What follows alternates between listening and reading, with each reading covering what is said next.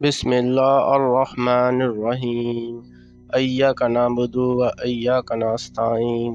اے اللہ، ہم تیری ہی عبادت کرتے ہیں اور تجھ ہی سے مدد مانگتے ہیں۔ السلام علیکم پیارے ناظرین، اگر آپ اس طرح کے اسلامیات واقعات سننا چاہتے ہیں تو میرے چینل کو سبسکرائب کریں۔ ابھی جو میں آپ کے لیے اسٹوری لایا ہوں یہ ایک عظیم واقعہ ہے۔ ایک شوہر اپنی بیوی کو چھوڑ کر جہاد پر چلا جاتا ہے تو بیوی سمجھتی ہے کہ اس کا شوہر شہید ہو گیا ہے۔ یوں ان کا سامنا 27 سال بعد ہوتا ہے۔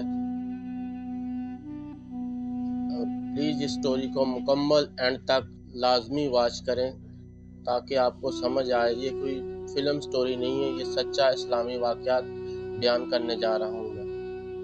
اب چلتے ہیں اسٹوری کی جانب۔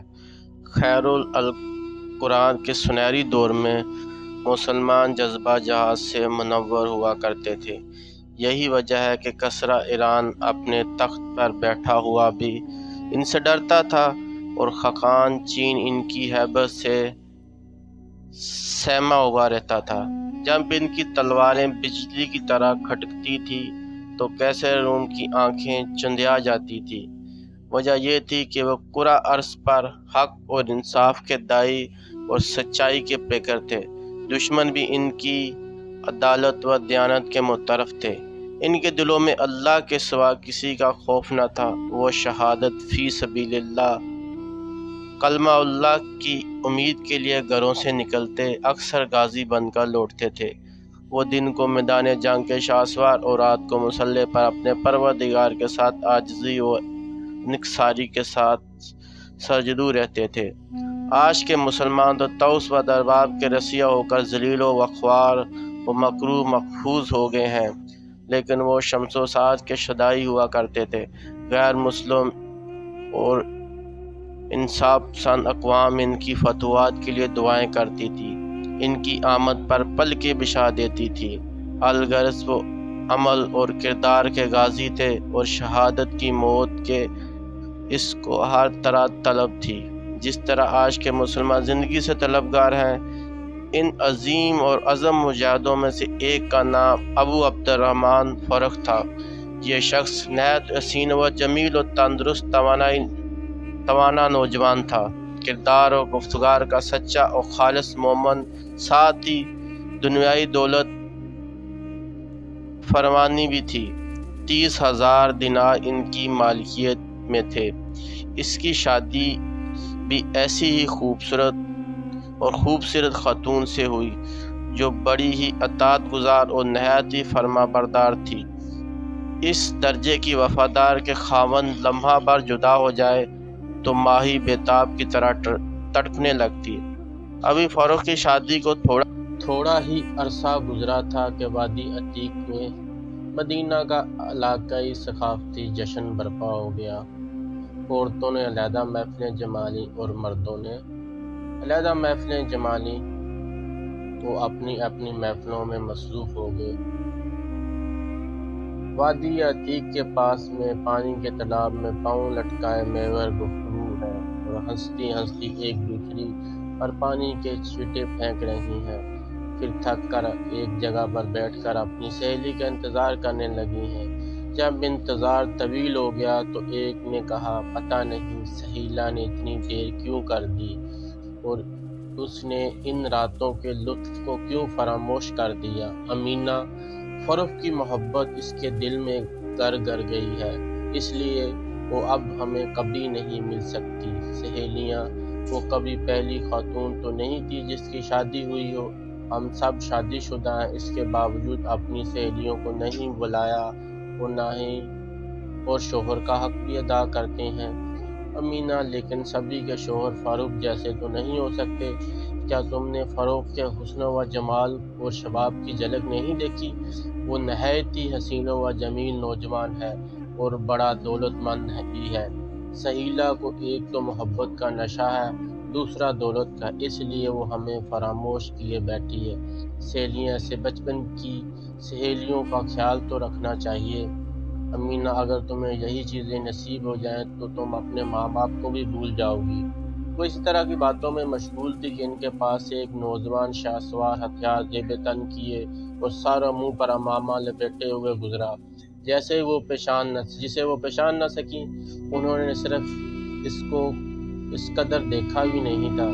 وہ لوگوں کی جماعتوں کو چیرتا ہوا دراز رفتار کے وسط میں غائب ہو گیا۔ یہ سہیلا کا شوہر فاروق تھا۔ یہ حسین و جمال نوجوان شادی کی بہاریں لوٹ رہا تھا کہ اللہ کی راہ میں جہاد کا اعلان ہو گیا۔ اس اعلان نے عورت کو دنیا کی ہر چیز سے بیگانہ کر دیا۔ شہادت کے طالب اس نوجوان نے سامان جہاد تیار کیا اور نہ صرف مال و متاع بلکہ اپنی وفا اور حسین و جمیل بیوی سے بھی تعلق ہو گیا۔ بیوی کی ہزار منت سماجت کے باوجود اس کے روگراں ہو کر شہادت فی سبیل اللہ کا جذبہ لے کر مجاہدوں کے ساتھ محاذ جنگ پر چلا گیا۔ اس زمانے میں اسلامی فوج کا سمندر دنیا کے ہر گوشے میں کھاٹے مار رہا تھا۔ فتوحات پر فتوحات حاصل کرتا ہوا براعظم یورپ، افریقہ، براعظم ایشیا کے اکثر حصے پر قابض ہو گیا۔ یعنی حق و صداقت کا علم لہراتا اور وسیع عریض سمندر پر تیرتا ہوا چین، ملتان، سندھ، حبشہ اور ایشیا کو چیک کر اس طرح جا پہنچا کہ سورج اس کی ہر زمین پر طلوع ہوتا اور اس کی سرزمین پر ہی غروب ہوتا تھا۔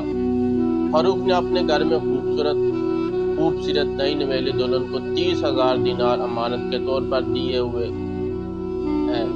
کہا کہ انہیں حفاظت سے رکھنا یہاں تک کہ میں جہاز سے واپس آ جاؤں، کیونکہ حق زویت تو ادا ہو گئی، مگر اللہ کا وہ حق جس سے قومیں سربلند اور سرفروع ہوا کرتی ہیں، ادا کرنا ابھی باقی ہے۔ جشن عتیق کی پرلطف راتوں سے ذہنوں پر یادگار نقش سب کیے دن گزر گئے۔ سہیلا جو اس جشن کو پرلطف منانے میں سہیلیوں کا پورا ساتھ دیا کرتی تھی، موسلادھار بارش والی رات کو چھپ جانے والے تاروں کی طرح جدائی کے آنسو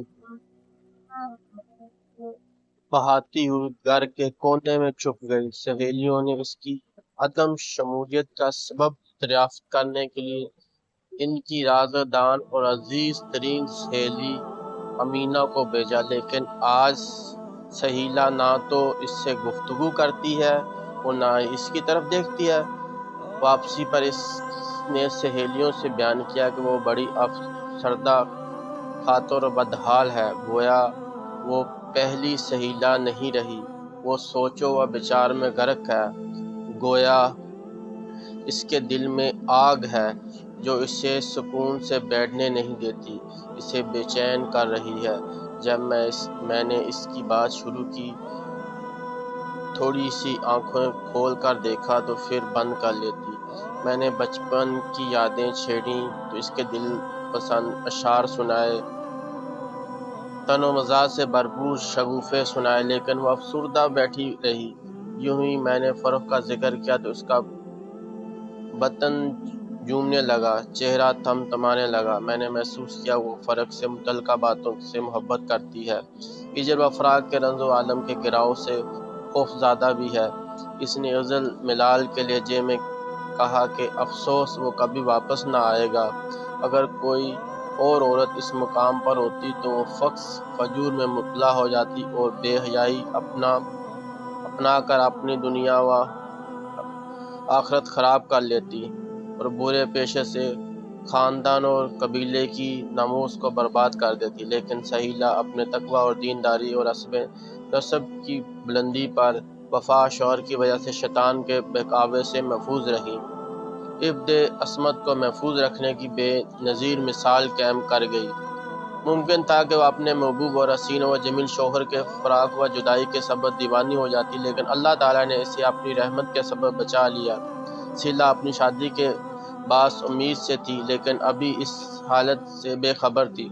چند مہینوں کے بعد جب حمل کے آثار معلوم ہونے لگے تو رنج و عالم زیادہ ہو گئے۔ وہ اپنی سہیلیوں سے الگ تھلگ رہنے لگی اور اس کی جمعیت خاطر کو پروگندہ کر دیا۔ وہ اپنے محبوب خاوند کی تصوراتی خوشبو سونگھنے کے لیے بار بار اپنا رخ مشرق کی طرف پھیر لیتی۔ وہ صبح شام مدینہ کی طرف آنے جانے قافلوں سے متعلق دریافت کرتی، لیکن اس کے متعلق کچھ پتہ نہ چلتا۔ وہ راتوں کو چاند اور دن کو سورج اور صبح کو باد نسیم سے فروغ کی خیریت اور واپسی کا تصور باندھتی۔ شعراء اپنے محبوب کو چاند، سورج اور پھلوں سے تشبیہ دے کر اپنے مچلتے ہوئے منصوری اشعار کا اظہار کر کے راتوں کو میٹھی نیند سوتے ہیں، لیکن جس کے دل میں حقیقی چاہت و طلب صادق ہو، اس کی آنکھوں میں بیداری کا سرما ہوتا ہے۔ نرم نرم بستر خواب پر اسے کانٹے چبھتے ہیں، وہ زمین حال میں کہتا ہے۔ ناز و نعمت میں پلنے والوں کو اس کی عیش و عشرت مبارک ہو، غریب عاشق کو جدائی کے تلخ بوند مبارک ہو۔ سہیلا پر نیند حرام ہو چکی تھی۔ گزشتہ زندگی کے چند محبت برے لمحات اسے بے قرار کیے ہوئے تھے۔ اسے انہی لمحات کے پلٹ آنے کی چاہت اور شوق تھا۔ اس کی فکر میں اس کے دیوانہ ہونے کا خدشہ تھا۔ اس مصیبت سے نجات کا کوئی راستہ ہو سکتا تھا تو وہ یہی کہ وہ صحابہ کرام رضی اللہ تعالیٰ عنہ یا تابعین عظام رحمہ اللہ میں کسی کا تعاون حاصل کرے اور اسے رشد و ہدایت اور نیکی تقویٰ کی راہ پر گامزد رکھے، کیونکہ قلبی امراض یعنی حرص و ہوا، جبن و بخل، اذن ملال، حسد و کینہ اور حب عشق پر سوائے دین اور تقویٰ کے اور کوئی چیز قابو نہیں پا سکتی۔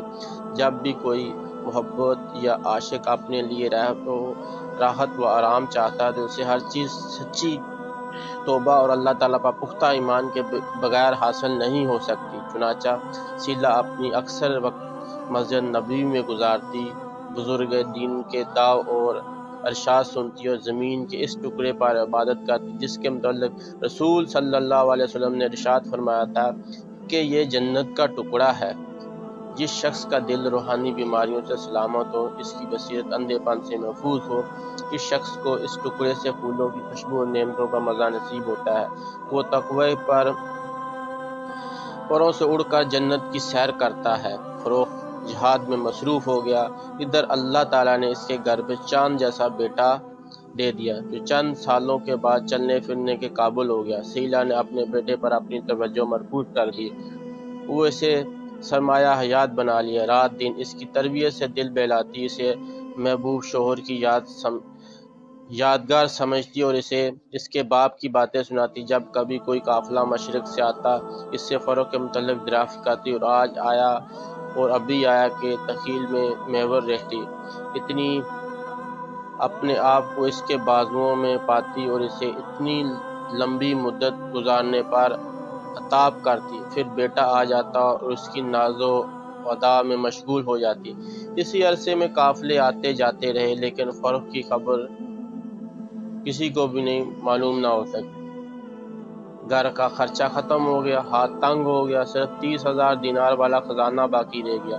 سہیلا امانت کو ہاتھ نہ لگاتی اور اپنے بیٹے کو دلاسا دیتی کہتی، اے بیٹا، کل تک تیرا باپ آ جائے گا اور اس کے پاس بہت سی رقم ہوگی، ہم اس حلال روزی سے عیش و آرام کی زندگی گزاریں گے۔ بیٹا، امی ابو کب آئے گا؟ ماں ان قریب آنے والے قافلے کے ساتھ آئے گا۔ دونوں میں فروخت کا تذکرہ ہوتا رہتا۔ اس طرح اس کا وقت کٹ جاتا۔ ساتھ ساتھ روزانہ آنے والے قافلوں سے فروخت کے متعلق دریافت جاری رہتی۔ ایک دن کا ایک قافلہ آیا۔ سہیلا نے اپنے محبوب شوہر کے متعلق اس سے خبر دریافت کی تو اسے فروخت کی شکل و شباہت بتائی اور اس کا تعارف کروایا۔ ایک شخص نے بتایا کہ اس نے اس شباہت والے شخص کو اپنی آنکھوں سے مدینہ جہاد میں شہید دیکھا ہے۔ بس پھر کیا ہوا، سہیلا پر جو گزری اس کا رب ہی جانتا ہے۔ وہ کیفیت الفاظ میں بیان نہیں ہو سکتا، نہ ہی الفاظ اتنی سخت ہے کہ وہ اس کے غم و انداز کو بیان کر سکے۔ سہیلا مغول مایوس ہو کر گھر لوٹ آئی اور اس نے اللہ رب العزت سے لگائی اپنے لخت جگر کو سرمایہ زندگی خیال کر کے علم و تقویٰ پر اس کی تربیت شروع کر دی۔ پورا خزانہ اس کی تعلیم و تربیت پر وقف کر دیا۔ وہ طلب علم کے لیے سفر کرے اور اپنی بے ساتھیوں کی ضرورت پر اسے کام میں لائے۔ سہیلا سالوں سال بیت گئے، حکومتیں بدل گئیں، حالات بدلتے رہے، لیکن اسلامی افواج کا سمندر کتاب اللہ اور سنت رسول صلی اللہ علیہ وسلم کی دعوت کا جھنڈا بلند کرتا ہوا بدستور ٹھاٹھے مارتا ہوا بڑے بڑے مارکے سر کرتا ہوا چین کی سرحد تک جا پہنچ گیا۔ خاقان چین اسلامی فوج کی عبرت سے لرز گیا۔ اس نے اسلامی فوج کے سپہ سالار حضرت قطیہ بن مسلم سے درخواست کی کہ وہ بغیر جنگ کے ہی ان کے مطالبات ماننے کو تیار ہیں۔ حضرت قطیہ نے فرمایا، امیر المومنین نے قسم کھائی ہے کہ وہ سرزمین چین کو روند کر ہی دم لیں گے۔ خاقان چین نے درخواست کی، امیر المومنین اپنی قسم اس طرح پوری کر لیں گے کہ ہم اپنے ملک کی مٹی سے بھرا ہوا ٹوکرا ان کے قدموں میں ڈال دیتے ہیں اور وہ اسے اپنے قدموں کے نیچے روند کر اپنی قسم پوری کر لیں گے۔ چنانچہ خلیفہ کے سامنے یہ تجویز رکھی تو انہوں نے اس پر ساتھ کیا اور یوں پورا چین اسلامی حکومت کے سامنے سرخرو ہو گیا۔ بالآخر اسلامی افواج مظفر واپس لوٹی اور ان ممالک کی طرف متوجہ ہو گئے جن کے باشندے اسلامی حکومت کی طرف للچائی ہوئی نظروں سے دیکھ رہے تھے۔ ان ماہوں میں 27 سال بیت گئے۔ اسلامی افواج کا یہ وظیفہ تھا کہ وہ دن کو فریضہ جہاد کرتی اور رات کو کچھ وقت اللہ کے سامنے راز و نیاز کرتی اور عبادت کے ذریعے اللہ تعالیٰ سے سرگوشیوں کا لطف اٹھاتی، پھر جسم کا حق ادا کرنے کے لیے لیٹ جاتی۔ مجاہدین اسلام فضل و شرف اور اخلاص کی عمدہ ترین مثال تھے۔ دن کو میدان شیر اور رات کو پررضا اور ترساں عابد زاہد ہوتے۔ ایک رات جب پورا لشکر نوافل ادا کر کے سو گیا، فقط پہرے دار اور ایک شخص جاگ رہا تھا۔ فوراً کو محسوس ہوا کہ کوئی خفیہ ہاتھ اس کے دل کو چھو رہا ہے اور اسے اس کے ماضی کی طرف متوجہ کر رہا ہے۔ چنانچہ وہ 27 سال کے عرصے کو رات کے اندھیرے میں یاد کرتا بے قرار ہو کر خیمے سے باہر نکل آتا ہے اور ایسی پرسکون رات جس میں پہرے داروں کی آوازوں کے علاوہ کوئی آواز نہیں تھی، وہ فوج کے پڑاؤ سے باہر نکلنا شروع کر دیتا۔ کوئی پہرے دار اس کو نہیں روکتا کیونکہ وہ سب اسے جانتے تھے، شاید وہی اکیلا پرانا 27 سالہ مجاہد ہو جو کبھی لشکر سے جدا نہ ہو۔ وہ چل کر پہاڑ پر کھلی فضا میں مشرق کی طرف منہ کر کے بیٹھ جاتا۔ پھوٹنے کے ساتھ ظاہر ہو رہے تھے اس نے مغرب کی طرف منہ کر لیا اور اسے محسوس ہوا کہ اس کا دل پسیجا جا رہا ہے۔ وہ عالم تصور میں اپنی سہیلا کے چاند جیسے مکھڑے کو دیکھنے لگتا ہے۔ وہ دروازے پر کھڑی سفر پر نہ جانے کی درخواست کر رہی تھی، لیکن وہ اس کی پرواہ نہیں کرتا۔ جب وہ گھر سے نکلا تو رات چاندنی تھی، گویا ابھی کل ہی کی بات تو ہے۔ وہ عتیق کی راتوں اور اپنے ساتھیوں کو یاد کرتا ہے، پھر وہ اپنی موجودہ صورتحال پر غور کرتا ہے کہ فی سبیل اللہ شہید تو ہو جاؤں، مگر اللہ رب العزت نے مجھ سے میری بیوی کے حقوق کے متعلق جواب طلبی کر لی تو پھر تب وہ سہیلا کے متعلق سوچنے لگا کہ آیا وہ زندہ بھی ہے یا رنج و عالم سے فوت ہو گئی ہے، وہ مدینہ منورہ میں ہے یا کسی اور جگہ کوچ کر گئی ہے، وفاداری کے عہد پر قائم ہے یا شیطان نے اسے بے حیائی کی راہ پر لگا دیا ہے۔ 30,000 دینار کم و پیش 50 لاکھ کے خزانے کے ساتھ کیا گزری ہوگی، محفوظ ہے یا خرچ ہو چکا ہوگا، اگر وہ فوت ہو گئی ہے تو مال کے ساتھ کیا گزری ہوگی۔ اس طرح 27 سالہ عرصہ یاد کے وہ صفحات الٹنے لگا اور سوچنے لگا کہ جب اس نے بستر عروسی پر اپنی بیوی کو جدائی دی تھی تو اسے کتنی تکالیف اور کتنے غم اٹھانے پڑے ہوں گے۔ پھر وہ لطف و سروا کا تصور کرنے لگا، یوں اسے سہیلا کی ملاقات سے حاصل ہوگا۔ چاہا کہ میں ابھی اڑ کر مدینہ پہنچ جاؤں۔ جب وہ گھر سے نکلا تو اس کے سر اور داڑھی کے بالوں میں ایک بھی بال سفید نہ تھا، اب سارا سر اور داڑھی سفید ہو چکی تھی۔ وہ سوچنے لگا کہ میں 27 سال سے مدینہ رسول صلی اللہ علیہ وسلم کو کبھی نہ دیکھ سکا اور نہ ہی عتیق کی بارونق راتوں کے لطف اندوز ہوا اور نہ ہی بیوی کی خبر کر سکا۔ فروخت کو بیوی اور وطن کی یاد ستانے لگی، چنانچہ اس نے فوراً امیر لشکر سے واپسی کی اجازت لی اور گھوڑے پر سوار ہو کر مدینہ کی جانب روانہ ہو گیا۔ شدت و شوق کی وجہ سے یہاں کہیں رات پڑتی وہاں سے فوراً کوچ کرتا، اس طرح میدانوں اور شہروں کو طے کرتا اور سوچتا ہوا کہ دینار جو مال غنیمت سے ملے ہیں، ان 30,000 میں جمع کروں جو پیچھے چھوڑ کر آیا تھا، باقی زندگی آرام اور سکون سے بسر کروں گا۔ وہ اس قدر تیزی سے چلتا گویا موت سے مقابلہ کرتا ہوا جا رہا تھا، ڈر رہا تھا کہ وہ اسے راستے میں نہ آ جائے۔ چنانچہ وہ گھوڑے سے ایڑے لگاتا اور دوڑاتا ہوا جزیرہ عرب میں پہنچ گیا۔ یوں ہی اسے وہاں کے ریگستان اور پہاڑ نظر آئے تو اس کا دل مچلنے لگا۔ وطن و ملوف، بیوی اور دوستوں کی ملاقات، وجد آفرین شوق، اسے وہاں کی گرم ہوا ٹھنڈی معلوم ہونے لگی۔ وہاں کا جسم کو جلس دینے والا سورج سایہ محسوس ہونے لگا۔ جزیرہ عرب کے چٹیل اور بے آب گایا میدان اسے گلستان نظر آنے لگا۔ اسے وہاں کی ریت و پہاڑ خوشنما دکھائی دینے لگے۔ جوں جوں وہ مدینہ رسول صلی اللہ علیہ وسلم کی حدود کے قریب ہوتا جا رہا تھا، خوشی سے جھومتا جا رہا تھا، اور یوں ہی اسے جبل احد نظر آیا۔ اس کا دل سینے میں رقص کرنے لگا۔ اسے وہاں وہ رونق نظر آنے لگی جو اس نے کبھی نہ دیکھی تھی۔ سرخ اور نیلی رنگوں والے پہاڑوں، ریت کے سرخ ٹیلوں نے وہ کیفیت پیدا کر دی تھی جنہیں وہ دیکھتا ہی چلا جا رہا تھا اور اکتاتا ہی نہ تھا۔ جب وہ جبل احد پر پہنچا تو اسے اپنے آپ کو سب تفکرات سے آزاد کر کے آنے والے لذیذ سرگزشت کے لیے تیار کرنے لگا۔ اسے جب مدینہ نظر آیا تو اس کا دل خوشی سے پھولنے اور مچلنے لگا۔ جب وہ مسجد نبی صلی اللہ علیہ وسلم نظر آئی تو اس نے سب چیزوں کو بلا دیا، اور ان دنوں مسجد پر گنبد وغیرہ نہ بنے تھے۔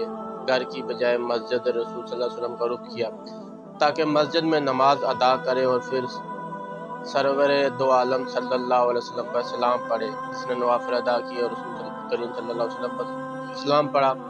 وہ کیا دیکھتا ہے کہ سب ایک حلقے کی شکل میں بہت سے لوگ جمع ہیں، وہ بڑی بڑی پگڑیوں والے بزرگ ایک شخص کے ارد گرد بیٹھے درس سن رہے ہیں۔ اس نے دور ہی سے دیکھنے کی کوشش کی لیکن کامیاب نہ ہو سکا، کیونکہ اس نے اپنی پیشانی کے نصف سے زیادہ حصے کو عربی رومال سے چھپا رکھا تھا۔ چنانچہ وہ وہیں بیٹھ کر خطاب سننے لگا۔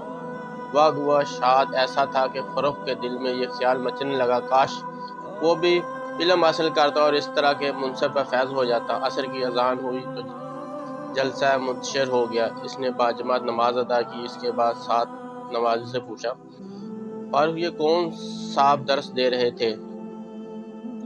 نمازی بڑی تعجب ہے کہ تمہیں پتہ نہیں کہ یہ امام ربیعۃ الرائے ہیں۔ بھائی آپ کہاں کے رہنے والے ہیں؟ مسافر ہوں، ابھی سفر سے آیا ہوں۔ ربیعۃ الراہی کون ہے؟ نمازی، اس شہر کے امام اور فقہ ہیں۔ یہ مالک ابن انس، سفیان ثوری اور شعبہ کے استاد ہیں۔ ان کے حلقہ درس میں 40 افراد ایسے ہیں جو بذات و خود حدیث کے امام ہیں۔ انہوں نے کیا خوب بیان فرمایا، بتاؤ تم نے اس جیسا بیان کبھی سنا؟ فرق، واہ سبحان اللہ۔ اس گفتگو کے بعد فرق نے گھوڑا کھولا اور نیزہ پکڑ کر اس پر سوار ہو گیا اور اپنے گھر روانہ ہو گیا۔ اپنے دروازے پر دستک دی تو گھر کے اندر سے ایک حسین و جمیل نوجوان نکلا۔ اس کے پیچھے فرق کی بیوی سہیلہ تھی، جسے فروخت نے اپنی پہلی ہی نظر میں پہچان لیا۔ نوجوان نے باہر نکل کر دروازہ بند کر دیا۔ اس نوجوان کی طرف دیکھ کر غیرت سے فروخت کا خون کھول اٹھا اور اسے ڈانٹتا ہوا گھر میں داخل ہونے لگا۔ نوجوان تعجب کرتا ہوا چلا گیا۔ نوجوان، اے اللہ کے دشمن، تو بغیرت اجازت میرے گھر میں کیوں گھستا ہے؟ فروخت، اللہ کا دشمن تو ہے، تو میری بیوی کے ساتھ میرے گھر میں کیوں پھر رہا ہے؟ دونوں الجھنے لگے، جھگڑا تول پکڑ گیا، لوگ اکٹھے ہو گئے۔ شاگرد ابھی اپنے استاد کی مدد کو پہنچے تو نوجوان کہہ رہا تھا، میں تجھے حاکم شہر کے سامنے پیش کیے بغیر نہیں چھوڑوں گا۔ فروخت، اللہ کی قسم میں تجھے امیر شہر کے پاس ضرور لے جاؤں گا، تو میرے گھر میں میری بیوی کے ساتھ پھر رہا ہے۔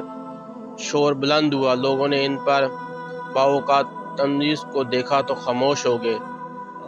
تمیز جناب، آپ کسی اور جگہ بھی تو ٹھہر سکتے ہیں۔ فروخت، جناب یہ میرا گھر ہے، میں عبد الرحمن فروخت ہوں۔ یوں ہی بیوی کے کان میں یہ آواز پڑی تو وہ لپکتی ہوئی آئی اور اس نے لوگوں سے کہا، یہ میرا خاوند ہے، یہ نوجوان ربیہ اس کا بیٹا ہے۔ یہ مجھے الوداع کہہ کر جہاد فی سبیل اللہ کے لیے نکل گیا اور ربیہ اس وقت میرے بطن میں تھا۔ اتنا تعارف ہوتے ہی دونوں باپ بیٹا ایک دوسرے کے بغل ہو کر دیر تک روتے رہے۔ اس کے بعد فرخ کو گھر میں داخل ہو گیا۔ ربیہ ضروری اشیاء لانے کے لیے گھر سے باہر چلے گئے اور دونوں میاں بیوی بیٹھے باتیں کرنے لگے۔ فرخ، سہیلا، معاف کرنا، اللہ کے لیے مجھے بخش دینا۔ طویل ترین غیر حاضری میرا بیٹا جرم تھا، لیکن میں تجھ سے بے حد پیار کرتا ہوں۔ سہیلا، کیا اب بھی تم مجھ سے محبت کرتا ہے حالانکہ میں بوڑھی ہو چکی ہوں؟ فرخ، سہیلا، اخلاص ہی خوبی ہے اور یہی سب سے بڑھ کر خوبصورتی ہے۔ تو اب بھی مجھے دنیا کی تمام عورتوں سے خوبصورت لگتی ہے۔ کچھ وقت اس طرح گفتگو سے لطف اندوز ہونے کے بعد فرخ نے 4,000 دینار سہیلا کو دیے اور سہیلا سے کہا، ان کو 30,000 کے ساتھ ملا دیے، اللہ کی رحمت ہے اب ہم پر۔ وہ تمہارے پاس جو 30,000 وہ محفوظ تو ہیں؟ سہیلا کچھ دیر تو چپ رہی، پھر بولی، آپ نے مسجد میں نماز پڑھی؟ فرخ، ہاں پڑھی۔ وہاں پر دلچسپ منظر دیکھنے میں آیا۔ مخلوق جمع تھی، سناٹا چھایا ہوا تھا، ایک عالم دین درس دے رہا تھا۔ سبحان اللہ، ایسا منظر تو کبھی دیکھنے میں نہیں آیا۔